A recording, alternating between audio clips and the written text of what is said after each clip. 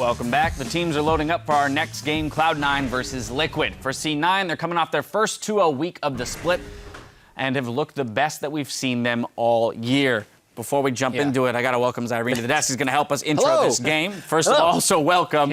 Now it's your turn, Chad. Yes, awesome. It's Cloud9 has been really stepping up, and at first we're just like, oh, High's in there. It's got to be a shot calling, but there is a comfort level they get from that, and within that, the players are making great individual plays. Jensen, the MVP last week. Rush, now working with Jensen, and everyone on the team is doing great. Sneaky was 15-0 and 10 last week, just from a KDA perspective.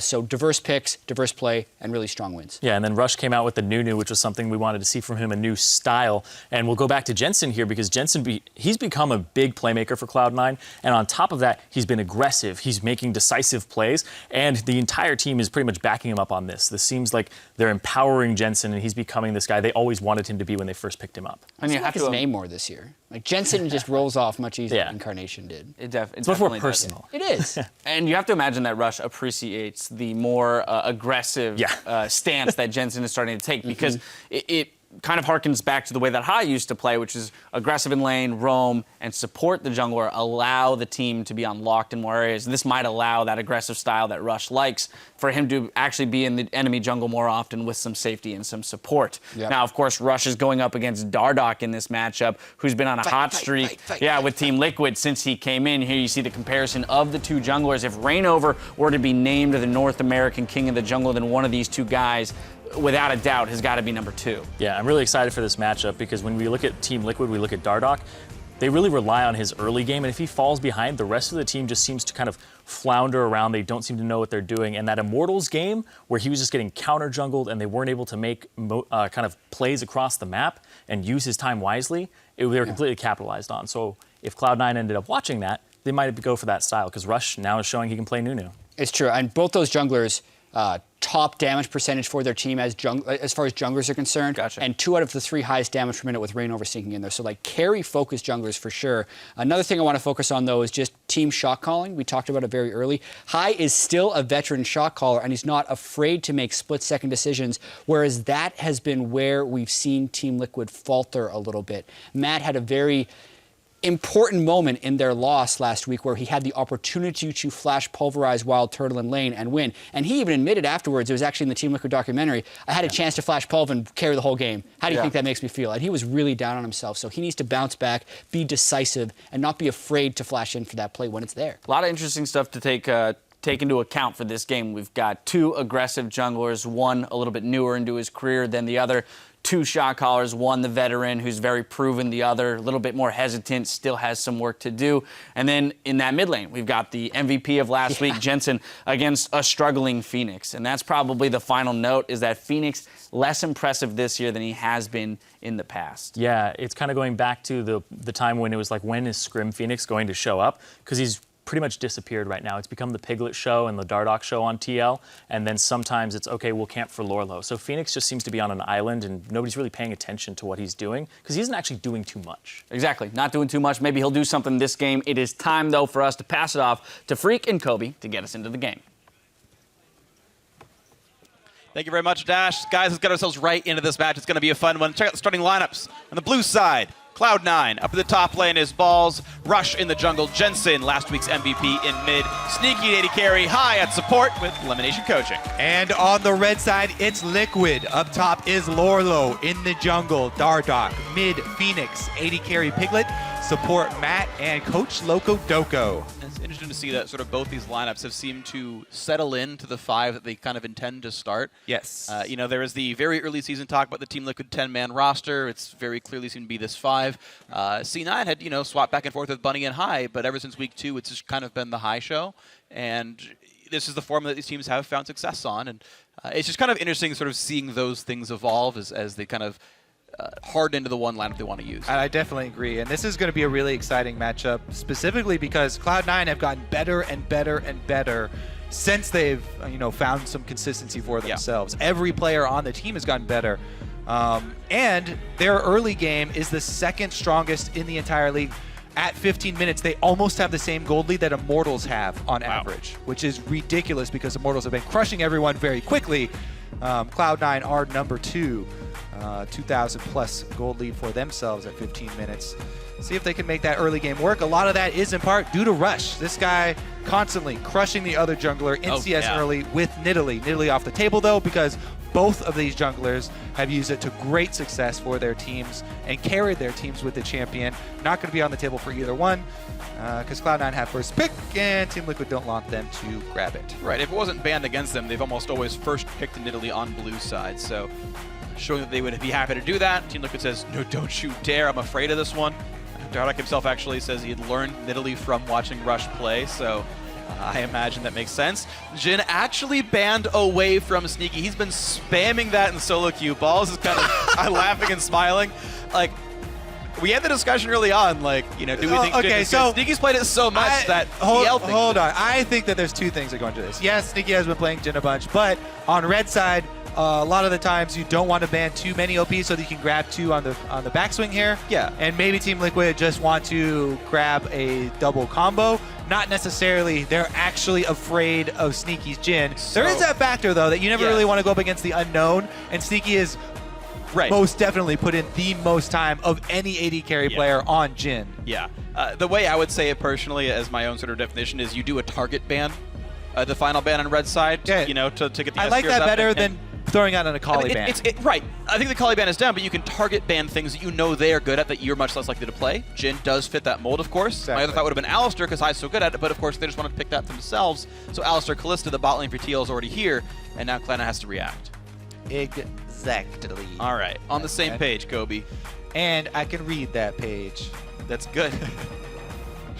All right, Corki going to be what Cloud9 decided to go for, though, as far as their first pick. Going to grab that for Jensen. Probably. Small chance that it does go down to Sneaky. Jensen does say that blue side Orianna is pretty worthwhile. It's a safe blind pick, and Team Liquid right now have not shown either solo lane, so C9 either picks their entire, picks their jungle and support right now, or they've got to show off a laner. Yeah, it's actually pretty scary here. Kalista Alistar, such a successful duo across the world as far as first picks go. Team Liquid very happy to get that combo. Okay, and they're actually going to show up that it is going to be mid lane Corki as Lucian's picked up here for Sneaky, and there was no rush on grabbing the Lucian. Right? They could have picked the top jungler left available, the best jungler left available. Yeah. They're like, no, there's no Contest and Lucian, but we're going to take that anyway. There's no Contest and Morgana, we're going to take that anyway.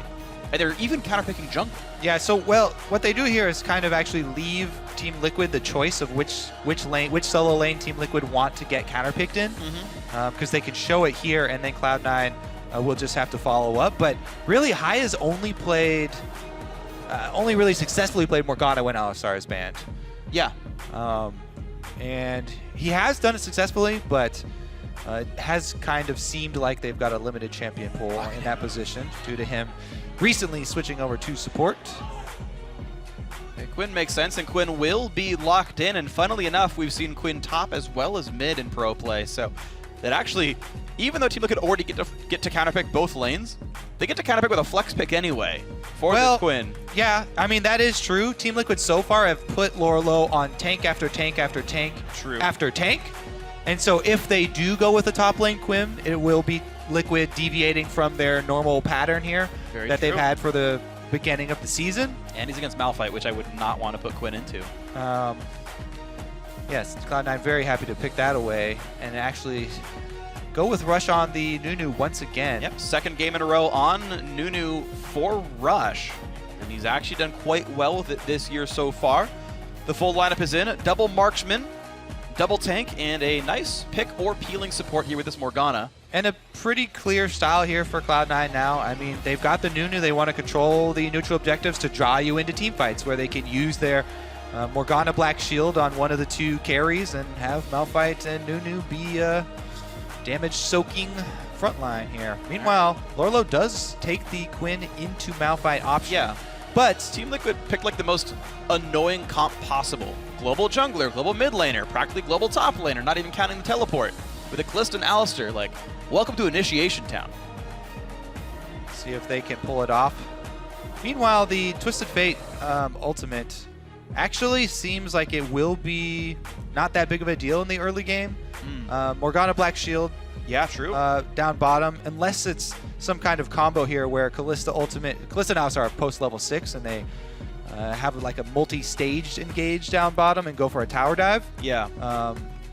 With Quinn, by the way, who can, as we said, fade into the fog of war and then make that a 5-ban bottom. Yep. With the Kalista Alistar in your face, which seems extremely scary, but definitely will be. Cloud9 will try and set up around that dragon control, as we saw last time they had Rush on Nunu. Absolutely. So C9 can tie for second place here, and Team Liquid are, of course, right on their heels. Only one game behind. We'll see if they can catch up as well. You guys at home, let us know who it's going to be. Hashtag C9 winner, hashtag TL win to @ NA Esports. Cloud9, once again, can tie up with Counter Logic Gaming in second place at the halfway point of the split.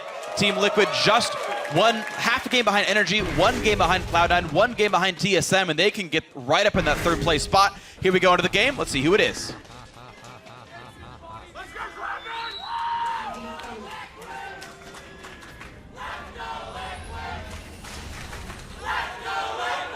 A lot of the crowd wanting to go Liquid. That's what the cool kids are saying these days. Let's go Liquid, man. Ah, here's the answer. I like it when we have balance, Freak. Yeah. That's why we have bans. That's why we have fans? Yes, sure. Binding hits for high. He's going to get some money from this. +8, +11, +8. Got all the stacks off. He's rich. Piglet battling Sneaky. Oh, that bind's gonna hit. This is not good for Piglet. He pops the heal early. They're going all Gets in for it. exhausted. He's gonna die. First blood, and the binding's up soon. Bat has the stun. Jensen's coming around. Can High get it over the wall? Binding's up soon. Oh, that was not even close to on. Whatever. He got the the first blood. You give him a pass on that one? All right, all right. Question mark? No. It's still solid. It's still solid. But man, the all-in here from Cloud9 on the bottom side engage. So often we see these trades and everyone laughs about it and you just kind of retreat back to your jungle. A little bit of early fighting. But Cloud9 with a substantial gold lead for the bottom lane now. And the first blood kill did go over to High. So not only did he stack up his gold from the Spell Thieves, but he cashed in on the first blood execution there. Not the best distribution of gold for the bottom lane, but they'll definitely take it. That could mean that he goes for a really early Frost Queens. And I mean, he bought a Ruby Crystal, so he's going to have a really early Sight Stone, it looks like. Roaming around in the jungle right now. Now we have ourselves into a lane swap situation. It's still marked with Marksman up at the top side. I want more. He's going to get some more, too. Hello, Dardoch. He's helping with red buff. Just kidding. Yeah, he's actually hitting that quite a bit. He actually still hasn't even attacked Dardoch. Lorlo coming around as well. Binding. Oh, he stole it. One of the small parts of red. That's actually a nice bit of XP stolen. Dardoch cannot tunnel under the wall right now, so Lorlo will not have any support. Falls in Matt. Doing battle. Trying to do the same, but stopping Nunu in the jungle is very difficult. And High's fearless. Doing a decent amount of damage. I don't think he can steal this, Yeah. And Dardoch wouldn't have hit level 3 anyway because of that small part of red buff steal, so he had no threat of the You can't really mess with Nunu's jungle. I mean, he's gonna get what he He smites on cooldown. I mean, He just casts this other smite. You're just kind of wasting your own time there messing with him. And Rush happy to get that early experience advantage. I don't think he'll bother going down bottom as Lorlo is going to show up here, and it'll be a standard lane swap here as both turrets will probably go down around the same time. 3-man push. And we'll see how much damage they can deal here. Phoenix just holding equal in the mid lane here over Jensen. Has a small CS lead, but only because there's more minions alive right now. So this mid lane is basically equivalent. Also keep in mind that Twisted Fate passive will inflate Team Liquid's gold overall. Though it doesn't really mean they played better, just he has money as a function. Gonna lose a lot to this turret though for Jensen. He's gonna, he lost like 4 casters and gets that. harassed under the turret. So Phoenix doing a good job. Very well done. Pressuring this matchup. That's gonna be damage. Not quite. Jensen cutting back properly. We're gonna see the turrets go down. Falls gets it down, and he will allow the freeze. Team Liquid doing the exact same here, and both top laners were given the golden XP solo. I believe that recall was in range to share. Oh, maybe it was. I couldn't quite tell from Matt. You mean? Yeah, camera didn't pan down quick enough. Not sure if he did, but I think it might have been split there. Okay, that's a possibility. Gold-wise right now, Lorlo is about 50 gold back. Are they going to go for a push here up on this top side? They do have the deep ward. They can come bring the Blood Boil as well. Not opting for the Blood Boil. Okay, just standard then. Okay, yeah, I thought maybe you bring up Nunu, you take Herald, and you push for top tier 2, but yeah, no, they had Balls hold the wave until it was time to finally recall back. He got level 3 by doing so, and now Sneaky's right back in the same lane he was just in. Yeah, so the only problem with that is that while Rift Herald does provide more pushing power, I mean, Quinn, even low level, and they could rotate Twisted Fate up there maybe for the wave clear. I don't think it's that much risk. And yeah, I mean, it would just mean it kind of stalls out. But taking the Rift Herald, I am a very big fan of. People really underestimate that global gold that it does give you. 250 is nothing to scoff at, and the buff does extraordinary things, even early on. True. But not going to go for it. Rush is just going to try and hard farm his own jungle. Has earned himself an experienced lead. Yep. So we're going to see the 2-on-2s fighting up in the top lane here. Piglet and Matt don't have a turret, but keep in mind, Twisted Fate's going to hit level 6 before too long. Rush just like punches Dardoch, and Dardoch just runs away. Red buff. Rush is now. He's tagged him. He can run him out of his own jungle. There's nothing in the jungle for Rush to take, so he doesn't really get anything off of it, but it's funny to him, so. Yeah, it is. Ooh, nice bind by High, playing very aggressively, and trust his reflex to knock a comboed out by Matt. He could black shield himself in time. Hits him back with a couple of spears, and you got to respect that, of course. Gonna play bench strong from High. They're going to try and deny some of these CS here with the big wave, but a little bit risky. Rek'Sai has recalled, and the question marks do go down. Pings on Rift Herald. Now they will snap that. Snap? That's not a... Close enough. They will nab or snag. I know what you're going for. Exactly. I get it. 70 gold to Sneaky, and here comes the hit for Rift Herald, 6 minutes in. Shouldn't be too big of a risk. Of course, Rush is tanky, can hit it soon. High is taken for now. He's planning on going. He's planning on going back to base. Assume so. Pop goes the eye, and they're gonna let Rush get it. All right. Pretty standard here. Now gonna send Malphite down back into that long lane. Balls is only level 4, but he does have a couple of pink wards to watch for him. Has to be a little bit careful this early on, though. Dardoch showing himself topside means all Ball's worries are put to rest. Should be just fine. Quick pink ward by Jensen, watching his topside rush. Not only will that defend him from some of the angles Dardoch can gank, but it also helps Rush get in himself. Well, Twisted Fate is level 6 now, too, so that level 4 Malphite might be target. Sneaky didn't buy much off his last recall. I don't think he actually finished the back because he's still sitting on double Dorans with 1,200 gold. So if he would have backed, he would have had BF sword.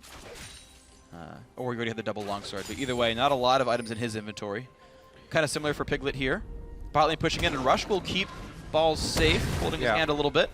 I mean, he shows just because they want to allow Balls to get free farm on this. They need level 6 Malphite for this mid game. Not going to soak there. High thought Sneaky was going to get rid of the cannon minion, so he tosses the bind out, and instead cannon blocks the shot. Piglet's safe. And Dardoch coming around the wings as well. And keep in mind, Rush just showed bottom side, so Dardoch knows he has a few seconds, and but walks through a ward. Trying to claw's way to level 6, but he doesn't have it yet. So even the teleport coming in would not go in Cloud9's favor. They have to give it up here. With the threat of a TP from Lorlo, this shot's going to take a lot of damage right now. And High, feeling now safe, puts some damage back onto Matt. Sneaky walking in range yet again. They will keep the turret alive. It just denies some CS there from Sneaky. So it's a power play there from Team Liquid. Anytime you see one of these big waves form in the lane swaps, you always look for the deny. They were able to deny a little bit from Sneaky. So that's where you can see pretty decent CS lead actually for Piglet so far on Kalista. Yeah, it's pretty Some reasonable. of it coming from that recent play. The +9 helps. Ball's now level 6. Lorlo is 2 minions away. There it is. Level 6 for him now. So all of the ultimates are available except for the ones on the supports. And that means the global pressure is now online for Team Liquid. Killing away some pink wards. Lorlo will turn back in a travel form and head back to the bot lane soon. Blue buff, easy setup, easy take for Phoenix. And so a fairly low impact early game outside the level 1 kill. Yeah, what I would look for now for next steps for Cloud9 would be to try and hard shove this top lane actually with the duo, have them recall for Sneaky's purchase, and force that early dragon to get their dragon stacking going with the Nunu. Yeah. Lucian has the opportunity to shove this in pretty quickly, and they can try and put someone else up there to the top side. Nunu is already actually heading down towards it, but Dardoch's a step ahead, laying down tunnels and clearing out vision. That becomes a really risky play. There's a lot of global tools for Team Liquid. The Quinn, the TF, and the Rek'Sai all can try and answer this early move, and the first dragon really does tell a lot for this matchup. Yeah. Of these two comps. So maybe Cloud9 don't want to risk it. It is fairly risky to go for that, and well, they're making the call to do it actually, just as said. Duo comes down bottom, they send balls up top with his teleport, but the package used... Kill the Raptors. I think it was going to time it anyway. I guess their well, yeah, it's timing going to was off. time out, but missing that timing is kind of a big deal for I agree. Cloud9. Yeah. He recalled on Fade Sheen, then hoped it would line up with everything else, and wasn't to be the case. Jensen pushed into his turret pretty constantly, but he will be the first player to 100 CS at 10-24 into this game. So winning in the farm game right now, bot lane under pressure, and they got there well in advance. Piglet has to realize he's got to just knock this top lane turret down himself. Yeah, honestly, I would have Rush soloing Dragon right now if I was Cloud9. I would make that call rather than... Okay, so, you know, grabbing away Wolf Camp or something is decent, but I don't know. They'd even get their own blue. There's 3 people up here. Consume Spite, it doesn't go to Corki. I mean, you get the experience from blue, but yeah, Dragon feels like it's... I mean, as you said, you don't get it on one of the champions that you really want to use it on. Yeah. I guess with blue buff, it means that Rush can go solo Dragon at his leisure. Yeah. So it'll be very easy for him to do now. I think they just get it now whenever they want. He can walk to that side of the lane. C9 managed to trade turrets equally, keep their blue from being stolen despite being on the wrong side of the map. And I think they still have dragon control. Or Team Liquid could make the call to fight this first one. I mean, they can at least make the call to blow the teleport. They gotta go now, though. Liquid bought first. Again, a lot of money right now on C9 pockets. Most of them hitting 1,000 gold right here. But Liquid not showing up in time. Easy take here for C9. And you know what? Yeah. They got the best of both worlds. Yeah, exactly. Smart call there for Cloud9. They were able to secure half of their blue jungle and still come out with a dragon. It does mean that the dragon is delayed a little bit, maybe a minute and a half or so. Sure. But that's not really an issue. They were able to get a lot out of that. So blue buff does, you know, increase the clear speed of Nunu pretty significantly. Yep. Well played. Good things here. Lanes match back up at the top side here. Lorlo and Ball's doing battle. Ball sitting on Kindle Gem and a Glacial Shroud versus the makings of half a Hex Drinker. Actually, it's probably just all into Molotov Mortius, since that's what Serrated Dirk builds into. So. This is a pretty heavy magic damage team. Corki does about 75 to 80% even, especially towards the mid game magic damage. So definitely will be magic damage heavy, and you don't want to get bursted out by a Malphite combo into a couple of Corki bombs on top of your head. So I do like that option to go Maw. Then maybe follow that up even with a really early Last Whisper, depending on how far ahead Malphite gets. Ooh, long range nice bind hit. on a Piglet. Can they get enough done? They have the Ice Blast. They have the Black Shield on a Rush. But then it times out and they walk away. It's funny to him. It is. Every recall. Rush actually Control 3. has been showing a lot of control of all types when he plays Nunu. Has not been overextending, has not been flash snowballing as we saw in his debut Nunu game. He's not building a I farm really do lead. like the measured play. Yeah, he's in control of the game. He's not building a farm lead over Dardoch. Dardoch is actually slightly ahead gold-wise. Oh, Skirmish breaks out. TF ultimate popped. Another bind hits a minion. He flashes in, goes to the play into high, and that's going to be the kill picked up. Piglet gets the first of the game for Team Liquid. And now Jensen forced to wave clear onto the turret. TL with a nice pickup. The support gets picked on early in the game, easy to burst out high, and Team Liquid are going to claim their Rift Herald after that. Really nicely done. All right, so kill turns into Rift Herald. Jensen forces to stay in mid. Now Rush wants in. Flash Snowball. He does it after all. Phoenix flashes out of the absolute zero. Flash for flash. Not the worst thing in the world, but with cooldown boots, it's kind of a shorter cooldown for the mid laner. Yeah. I mean, I guess it's the same for it is Rush. good. It is nice to burn the flash from Twisted Fate, but man, this combo there. Yeah. Matt was able to get the headbutt back after he uses the flash, the pole flash as well. And I just didn't see it coming. TF ult popped, and he just didn't respect flash pulverize. So good play by TL. Mistake by High. C9 though respawning, going back into the mid lane, doing what damage they can. Finding misses. Now you've got to respect Matt once again. No flash, but can still headbutt pulverize. Yeah, Team Liquid did blow quite a significant amount on that play, and Cloud9 have both side lanes pushing, so they're trying to capitalize on their wave pressure right now and take down mid turret. Going to be difficult though. Dardoch is going to play the front line, just soak while the rest of the team tries to wave clear. Okay, sneak with They again. get it. Yeah, no damage to turret even. Yeah, really nothing done right here. Black shield on, but still. Technically, they got a blue steal out of it, but Okay, something. But right now the gold is in Liquid's favor here. Probably the reason it's even tipped is the TF passive, of course, but still it's pretty good to be Liquid right here up against Cloud9. And, you know, in their last, what, 5 games, they're 4-1. ooh. And they can maybe make it a 5th win right here. Dardoch chunked to half, Matt even lower. Culling comes across, a lot of damage on this jungler. And that might give C9 control once again of this mid lane. They've got to wait for the wave, which will give time for Liquid to recall and heal back up, but they're pulling balls across. There are tunnels out on the map, so Rek'Sai can ultimate back out. There it is. But they brought balls over. He clears away a pink board. He's now waiting in the wings. And Liquid, will they defend this turret with the threat of a Malphite? The answer is yes, and C9 just walk away. Yeah, even with flashes down on Alistar and Twisted Fate, you know, the big surprise plays not quite there for Liquid, but Cloud9 give up control. Go back to purchase. FLICKR is moving pretty quick. Does he have a package? Oh, he does. Maybe that's what they were going back for. All right. Looking to ball's deliver not on right mid spot. lane. 45 seconds left, so at 17 minutes flat, this will time out. That's what you can track at home for all you guys and gals watching League from your seats. You really want to try and make a move once you pick that package up. Yep. As a team, 30 seconds left. that means only one minion wave. They would have to go on this minion wave. And They they're recalled not back gonna 3 do it. people. Lucian, Yeah, not gonna Nunu, happen. and Malphite all bot. Nothing to be done here for C9, and that just feels like a waste. So they weren't even trying to do something. It's not like they tried to play and it got stymied. They're just like, yeah, pick it up. Just kidding, farm. Because it will wait in base for you forever until it's time to make a play, and that seems like a misplay to me. Cloud9 just going to fan out defensively here and try and control the sideline. They do still have to respect, you know, Twisted Fate plays from across the map, but right now there's a lot of pressure bottom. It's Piglet with Ruin King and 3 daggers.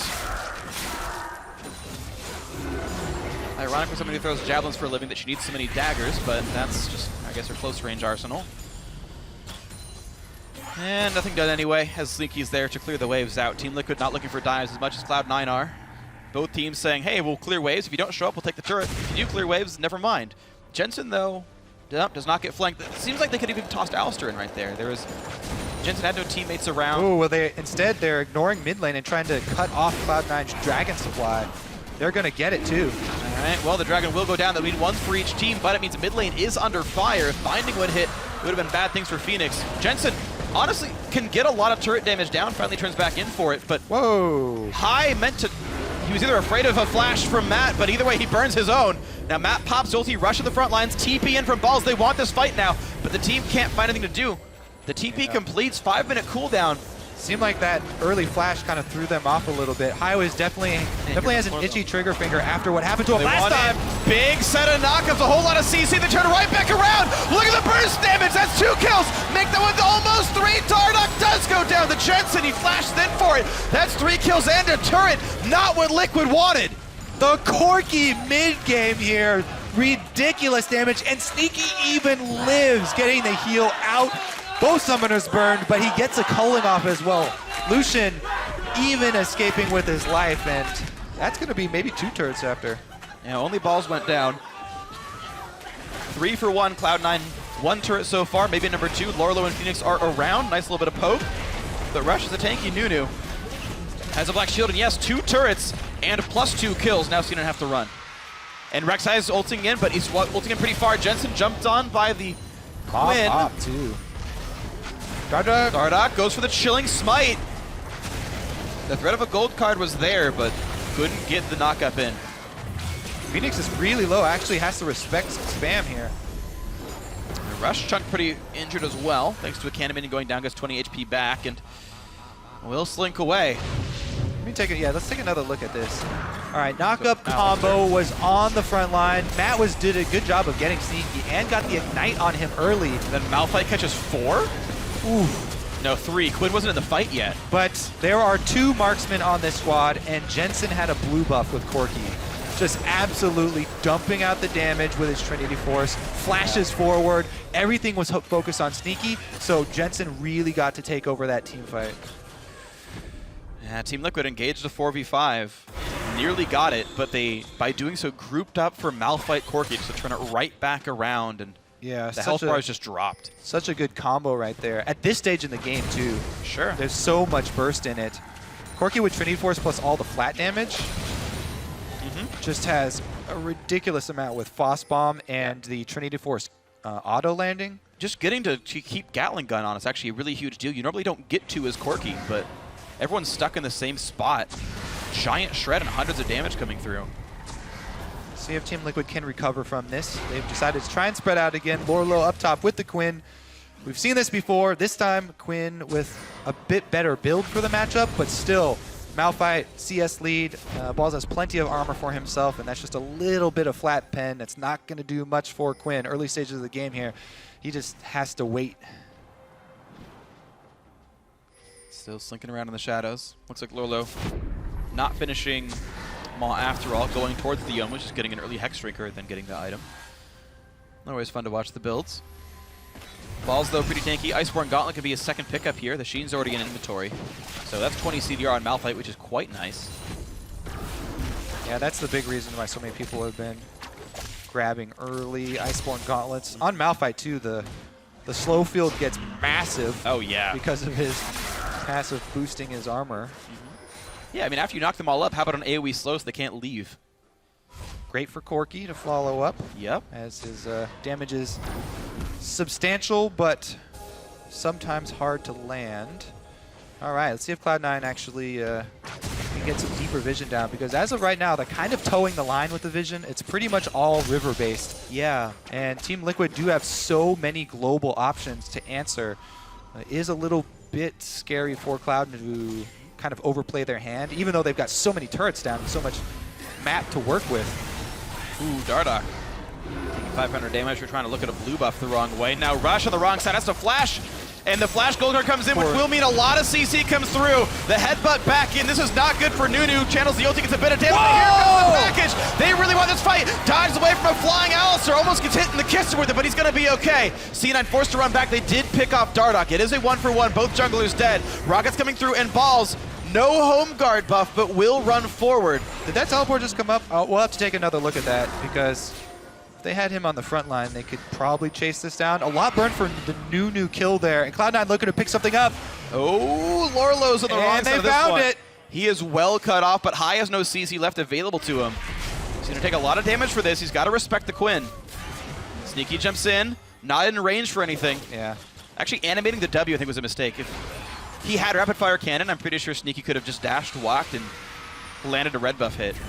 Close call right there. Team Liquid do come out with the kill, but still very much behind. Dardoch trying to capitalize. They do have home guards. Whoa, here comes the team. Phoenix walks fast, has a stacked deck gold card. That'll hit right in the back of the head. Phoenix on a killing spree. Now Rush chasing to turn this back around. But meanwhile, Piglet gets caught in the top right side while Rush is going down here. A lot of damage on both sides. Insta pop on the ulti. Fair bit of damage. Now Jensen's back across. They want Phoenix. They might get Phoenix. Pops the cleanse, but Dardoch turns it back around. A killing spree, a flash away. He's staying alive. A double kill for Jensen. Meanwhile, Balls did get that kill onto Piglet. Overall, 2 for 3. What a ridiculous drawn-out chase here. This was almost a 3-minute-long excursion, starting with Rush dying and ending with Rush finding a kill up there. Pretty interesting exchange, and all said and done, Team Liquid still in the hole here, about 3,000 gold. But man, yeah, at first, Cloud9 looked like they overextended here, because Home Guard's kicking in. They've got the Rek'Sai and Twisted Fate coming in to find it. But look at this. Balls actually ends up sort of 1v3 as Quinn does arrive eventually. Yeah. But flashes traded, and he got the auto off before it happened.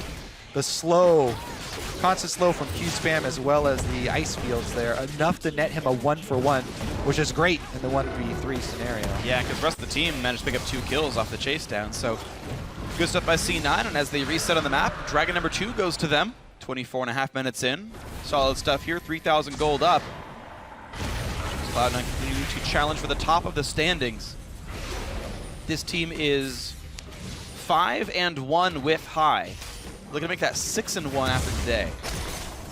So I think Team Liquid really need to continue along with the strategy that they have. Oh, never mind, team fight. And here they go. Oh, nice flash getting away from Matt. And now the pull-in by Kalista trying to buy some time because Balls is on the back line. Phoenix on the wrong side. Taken down by Jensen plus the culling. Piglet just barely gets away from a Dark Bunny, but Matt's ulti will time out. And it'll be the next kill picked up. A 4-man knockup is nice. But it's still 2 for 0. Yeah, I was going to say Liquid probably should continue to spread out, play into their split push strategy, use the globals, but Cloud9 find the team fight they want. Balls initiates, and now they're going for Baron. You gotta be respectful of Dardoch in the wings. Smite steals can happen even against Nunu. Looking for the damage. There's the burst in. A lot from Quinn, but no kill quite picked up. High's gotta respect Baron damage, though he could go down. Oh, there's split Piglet and Dardoch on the backside. There's the pickup. Baron Nashor goes down. Cloud9 with like 900 total health on the team.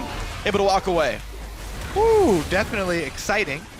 Team Liquid actually losing a kill on top of the Baron right there, so a big swing for Cloud9. But that team fight that they were able to find in the mid lane was a very big turning point. When you have this Quinn versus a frontline Malphite and Nunu who has Frozen Heart already, team fighting is almost impossible. Quinn is so bad at team fighting versus a frontline like this. He can jump in once and boom, he's out of the fight, burns down. Smite actually was just used there, so there's not even a hope of stealing. I don't know why they're hesitating here. It almost cost him his life with just an auto attack there. Yeah. But Smite was used during the skirmish, so immediately should back off after that. As you mentioned, the split push possibilities of Team Liquid. They have it with Twisted Fate. I mean, you draft this comp, you have to play to that comp. You can't team fight a Malphite Nunu frontline unless you get a crazy, weird snipe from somebody, picking somebody off while they're moving through objectives. And of course, thanks to Piglet taking down the mid lane outer turret right as Cloud9 was recalling away, the Baron power play is under 1,500 right now. So that's about 600, 700 gold from that turret getting dropped. About to increase. About to increase here. Yep, there's a whole bunch of money again, and in they go, Cloud9. Looking to knock some more stuff down. This inhibitor should be an easy take as the minions get dropped and out they walk. No, they're going to stay, actually. They really think they can get some... Yeah, I was going to say, this feels a bit greedy. They walk away maybe 6 seconds later than they needed to, but that shouldn't mean too much. They're able to walk through this top jungle, clear any wards they see, and put down ones of their own. 6-0-3 for Jensen on the mid lane Corki. Level 15 already. Phoenix is matching him in levels, but the damage output after this game will be heavily in favor of Jensen. I mean, that comes when you have a black shield on your team, plus the enemies are focusing on Sneaky, and you have a very beefy front line. Corki has had a pretty easy time of positioning so far. Team Liquid have just been soaking it up. There we go. Top lane tier 2 is gone. Cloud9 looking to keep the push going. They've got Baron for 38 more seconds. Black shield on Jensen. He's the one who gets to do the turret damage. Sneaky playing a bit farther to the back because of this. High takes some damage, but is safe overall. Wave gets cleared. Cannon still alive. The next wave comes in about 10 seconds. This is the last wave they have with Baron buff. It only takes 2 autos from Jensen. Uh-oh! Knocking in the front line. They go in after the turret goes down. Balls is injured, but who's he going to find to kill away? Lorlo and Piglet in the back lines. Balls holds onto it. Knock up from Matt. Another pulverize. Plenty of damage, but there's the hit. He got Piglet and Lorlo. Both marksmen. The easy targets for a Malphite. That's 3 kills in the team fight, and Cloud9 are going to knock down their second inhibitor. That's probably going to be the extra inhibitor. Maybe the game here. Cloud9 don't like to wait around. They switch right over to the Nexus turrets instead because those are more important than the inhib. Dardoch caught up in the front lines. He goes down. Gold card will kill Balls.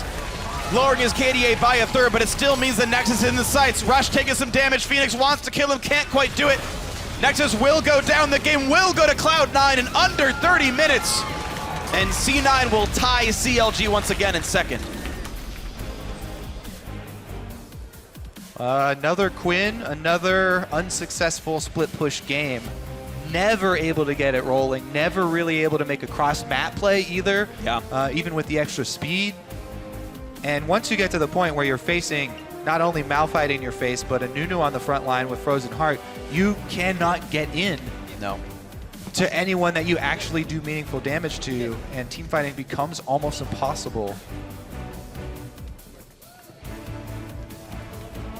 And this is what perplexes me a little bit with these Quinn picks we're seeing today. Because they're picked into bad one-on-one matchups.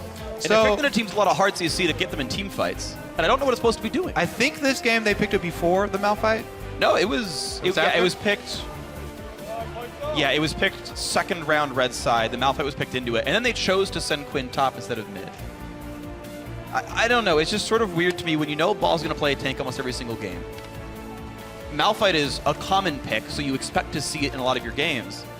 And we've seen Renegades pick Quinn into Malphite. We've seen Team Liquid pick Quinn with Malphite on the table. And it perplexes me. Yeah, honestly, if you look at this team comp, nobody can actually kill Malphite. Twisted Fate is the only magic damage, and it takes him a long time to take down a frontliner. So, yeah, really no options there for the late game. It's split push or bust. You have to get an early lead. You have to snowball that early lead really hard. Yeah. Or else this happens. I would like to see Kennen. I think Kennen would have worked. Imagine like one of those mid-game team fights with a Kennen. Ribs would be happy. Team Liquid would have been happy. I don't know. It's a really minor point, honestly. It is about Cloud9 really staying in control for much of this game.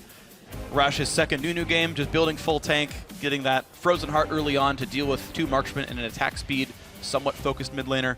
Yeah. And, so, a clean game. We were both right. CLG and Cloud9 are both the #2 team in the North American LCS. Look at us being awesome. Who needs Twitter votes? After the first day here. To be fair, TSM could also be. It will probably change tomorrow. Yeah. And it could even change later today, as you pointed out. That's true. But as of right now, those are the 2 teams who sit behind Immortals. Yep. And they're good teams right here. I mean, honestly, watching them come together, Huhi's individual growth as a player, Cloud9's growth, making the team work with Rush. That was one of the sort of things is like, Balls hasn't been a lane dominant top laner for a little while. Jensen has generally been quite good, but how good was Hai going to be playing support? Like, is there only one good lane now for Cloud9? Does that work with Rush? And Jensen stays awesome. Balls is doing quite well right now. The bot lane's actually going quite well, and Rush gets to run around and be Rush, and C9 looks solid. And he's exercising self-control now. Yeah. He's not overextending. He died one time that game, but it was in a team fight. It wasn't invading. And we have to wait till week 6 till we see. Actually, we have to wait till tomorrow for Cloud9 to play Immortals, and that will be quite the interesting match for themselves to see if they can actually challenge this top tier once again. But for now, we're going to hand it off to Dash and friends of the analyst desk to break that match down. Thank you very much, gentlemen. That's right. We'll get to see them play against Immortals tomorrow. Cloud9 moving to 6-3 with that win, so much better start to their split than summer of last year. They're going to be happy about that. But I feel like there's so much to discuss in this game. I want to get right down to it. Let's start with some of the things we hit on in the pregame, specifically comparing and contrasting these 2 shot callers. We had said coming into the game, Matt showing some hesitation as a young shot caller, Hai being that veteran split-second decision maker. I do feel that Matt stepped up in the sense that he was making many aggressive split-second decisions. However, not all of them panning out maybe the way he would have expected. Yeah, I think that what Matt suffered from here is in Rebirth, he ended up saying that he was definitely a little bit shaken up because he didn't make a call. He didn't force himself into action to win the game. He said he could have single-handedly won their previous game. And now I think he's overcompensating. I think that he's taking the hesitation out of his play, but now he's jumping on every opportunity he even thinks is an opportunity. Right. And so the decision-making behind them seems to be lost in terms of taking his hesitation away. Yeah, if you look at all the team fights this game, actually every single one was initiated by TL up until the Baron. And it's a little bit of overfighting when you think about the fact that you're playing against this Malphite Nunu and you have a TF Quinn, and you're kind of just forcing these 5v5s when you have a very strong global game. Yeah, you have a 1-3-1 comp eventually. Yeah, perfect example of that in the mid lane. We saw underneath the first tier turret of Team Liquid. We're going to pull this up for you. We have that same exact scenario happen. Looks like a good fight for Team Liquid. Matt decides to initiate. As you'll see here, it rolling out. Yeah. The Kalista ult comes through. I mean, 3-man pulverize. Everything looks good. But However, right there, Yeah, Piglet just steps up way too far.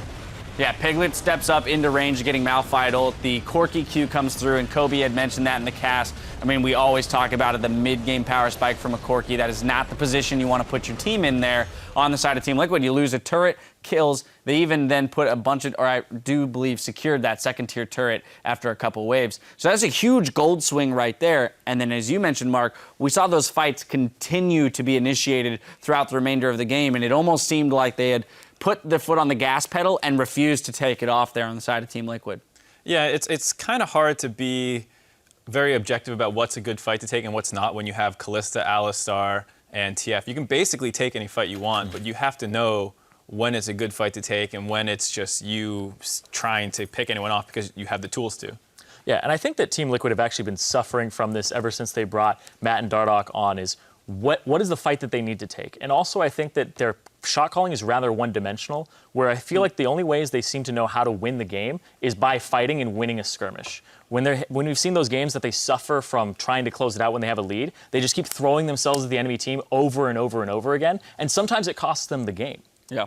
On the flip side of things, High. Let's hit on him for a bit. I mean, that guy started playing like a man from level 1. Yeah. He's just solo invading on the enemy jungle, picking up CS where he wants. I mean, I feel like he was empowered to do as he pleased in this game. He had a little bit extra health. 200 from a Ruby Crystal is pretty significant level 1. That is true. But I mean, he did get that from the first blood that he hit the critical binding to do. Yeah, he hit 2 bindings in that whole exchange in order to secure that. Missed the third one on map there that maybe would have gotten him a second kill. Who knows? But yeah, definitely playing with some confidence, which is interesting because it contrasts a point that he made earlier in the year that as a support player, he didn't necessarily feel empowered to make those solo plays.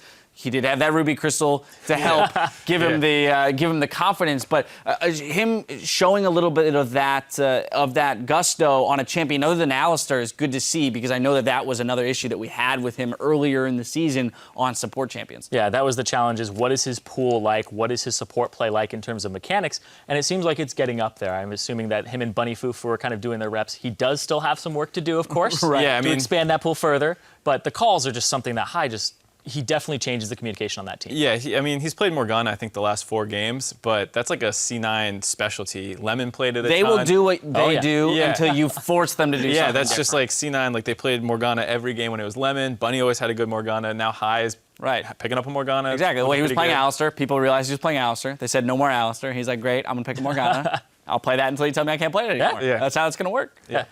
There's one more thing that I actually want to touch on here. Absolutely. And it's the way that the draft went, going all the way back to that, because you last picked the Twisted Fate, your mid laner, when you already see Corki and Lucian, and then you allow your Quinn to get counterpicked by a Malphite. I've been playing a ton of Quinn, and playing against a Malphite feels awful. Malphite and Aurelia just wreck your day. Yep. And then there's nothing you can do at that point. So I think actually saving your top lane pick and countering and having a fluid type champion select, as opposed to one that you come in and say, this is what we're playing, is something that is very prevalent and is actually working really well. Like, just look at Immortals, right? They adjust their champion select based on who they want to counterpick and who also picked early in the other team's draft. Well, and what's even more curious about it, I mean, and it's a 1-game sample size, but our first game of the day today, Fox picked Malphite. Renegades chose Quinn into Malphite. They actually chose it in, and we saw how that worked out. So you would think this only serves to support your point here, Irene. It's like questionable that you would take the Quinn, allow the blind, the TF coming through. Your thoughts on how Champion Select played out? There's a bit of a give and take to hiding picks and showing them. So TF is a champion that will define what your team comp is going to do. And so when you show TF in your second rotation, you're kind of going to give away that we're going to go for like a global pick you off kind of comp. And Quinn shows a little less of that. And then there's also the Lucian pick, which up until I think this weekend, EU LCS was only bot lane, and now we saw it top lane once. And I know some teams have been like trying it out. It's been seen a little bit, and so it is in the back of your mind like that Lucian might not go bot lane. Right. So there is an argument to support a Team Liquid's decision-making process. Now, hindsight being 2020, we can sit here and say, obviously, the Quinn was not ideal as the Malphite came through. You know, overall, though, an interesting comp, I think, that resulted here for Cloud9. We already touched on the Morgana being a comfort champion now for High, the Morg or the Alistar, but also, too, having balls on a Malphite, I think, is going to yield a lot of success for a team like C9, where in the past has gotten some criticism for his inability to step up on the world stage and play the likes of Fiora and such. if he plays the role of that tank initiator and gets those 3-man knockups like he did in that replay, then that's all they're really going to need on the back of C9's shot calling. Yeah, I think having a Malphite with Cloud9 is actually a really good thing just for the team and the dynamic, because High is going to be like, go in. He's going to tell you when you need to ulti, who you're going to ulti. And I also think that having that champion for him, it's rather safe too. So you don't have to make these big plays. And now you have Rush, Jensen, and you also have Sneaky in the bot lane. So you have 3 people who have the potential to carry. Right. Just support them. That's what I was going to say is like Jensen and Sneaky both play team fights really, really well. So if you give them some setup with the Malphite, then they will follow up correctly most of the time. Yep, Cloud9 picking up steam with that win, back to their old former self maybe. We're going to pull broadcaster lane swap, but meet us back here in just a few minutes for our next match, Team Impulse versus TSM. You're watching the North American LCS.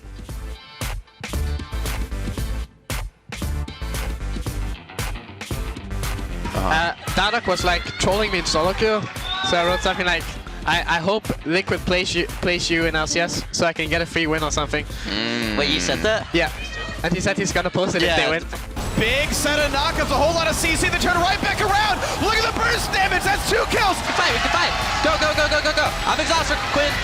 I'm binding. Pops the cleanse, but Dardoch turns it back around. Achilles bring a flash away. He's staying alive. Plenty of damage, but there's the hit. He got Piglet and Lorlo, both marksmen. And C9 will tie CLG once again in second.